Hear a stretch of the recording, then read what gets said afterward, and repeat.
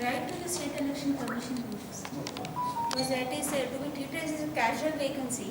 So casual vacancy ki sambandhinchi guidelines ఏంటంటే we have to actually conduct election, fill up that post and then we have to go for the election of the chairman and the chairman. So అది మేము మళ్ళీ ఒకసారి state election కమిషన్కి ఇది ప్రస్తుతం ఉండే పరిస్థితి రాసి పంపిస్తాం.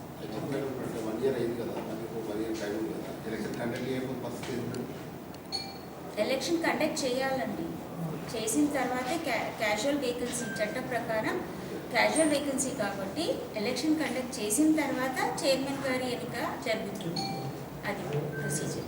సో ఇది ఆల్రెడీ అప్పుడుండే పరిస్థితిలో మేము లెటర్ రాసాం, but all these days vice chairman గారు వాజ్ హోల్డింగ్ ద ఛార్జ్ కాబట్టి మళ్ళీ దానిపైన ముందుకు వెళ్ళలేదు. నౌ దట్ ఇది వాళ్ళ రిక్వెస్ట్ ఉంది కాబట్టి ఇది యాక్సెప్ట్ చేస్తూ wheel send it to the state election commission for further orders. వాళ్ళు నోటిఫై చేయాల్సి ఉంటుంది.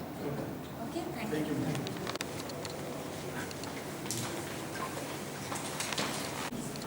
No way specifically that will be happening, and as a vice chairman he will be there. He will be vice chairman.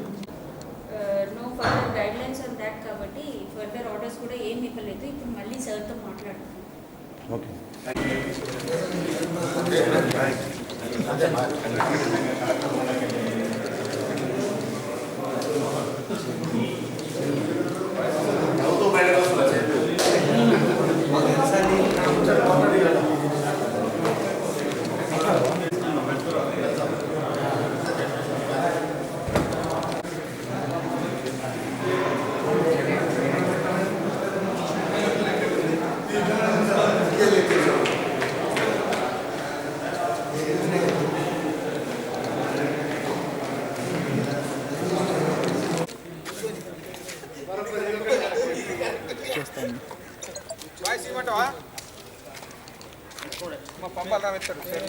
ఏడు chairman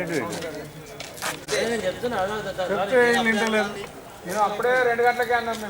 మేము voice ఇస్తారండి.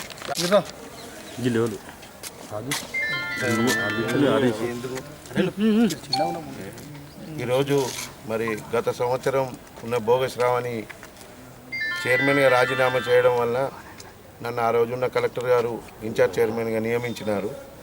మరి గత సంవత్సరం నుంచి అదేవిధంగా కొనసాగుతూ వస్తున్నాను. నేను వైస్ చైర్మన్గా విధులు నిర్వహిస్తూ ఉన్నప్పుడు నాకు అదనపు బాధ్యతలుగా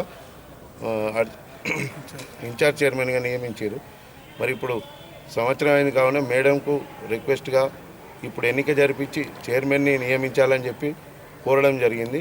నేను యథావిధిగా వైస్ చైర్మన్ బాధ్యతలు కొనసాగుతానని వాళ్ళది ఏ విధంగా చట్ట ప్రకారం ఏ విధంగా ఉంటే ఆ విధంగా ఫాలో అవుతాం. అంటే ఇప్పుడు మీరు ఇన్ఛార్జ్ చైర్మనా లేకపోతే వైస్ చైర్మన్ సాగుతారా? ఇప్పుడు వైస్ చైర్మన్గా ఉన్నాను. మళ్ళీ తదుపరి కార్యాచరణ ఏందని వాళ్ళు తెలియజేస్తారు.